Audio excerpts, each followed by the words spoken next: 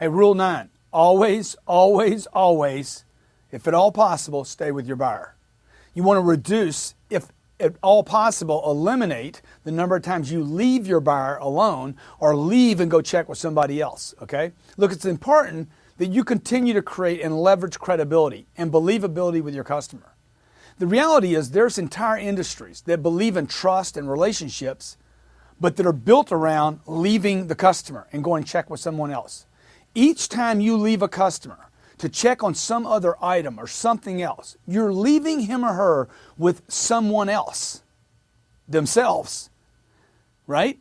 You're not there to control the situation, the thought process, what's going on. This creates doubt and uncertainty in the mind of the buyer and also stops any chance of selling anything. For instance, the automobile industry has been notorious for leaving their customers over years. Hey, I got to go check with the manager, I got to check, see if I can get that approved. The reality of that situation, good, bad, whether that's what you do or don't do, the reality is if you look at it, you lose credibility with your customer when you leave because I realize, hey, I'm not talking to the decision maker.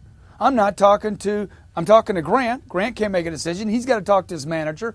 I leave the customer. They leave me. It's like, I do this 5 or 6 times and it takes 6 hours to do the transaction. Look, this is the greatest single pet peeve of car buyers. It's not how much they paid. It's not they wanted a black one and got a red one. That's not it. It's like the back and forth creates undue antagonism.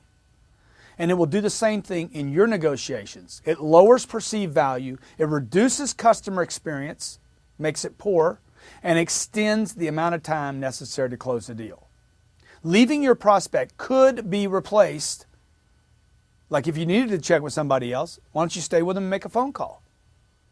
Hey man, give me 1 second to text this over and see if I can get it approved. Why don't you do that? That'd be better than leaving. Why don't you just Skype your manager if you actually need to talk to a third party? Maybe you're a real estate agent and you need to talk to why don't you Skype? Get the guy on a Skype video, your video link over.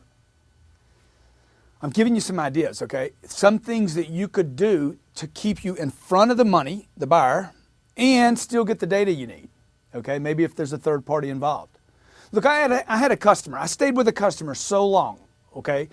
It's a credible source as I was the decision maker. I was operating as though I was, even though I wasn't. The customer actually asked me, hey, why don't you check with one of your superiors and see if they can do anything else? I'm like, sure, man, I'll do that. First rule of selling, agree. Sure, I'll go check with them. How long would you like me to be gone? Okay, and I'm smiling like this, right? Because I'm ready for it, I'm prepared. Great, sir, how long would you like me to be gone? He's like, what does it matter? I said, you want me to be gone 5 minutes, 15 minutes, 15 minutes? How long? He's like, man, well, what does it matter? It don't matter. I'm coming back with this anyway.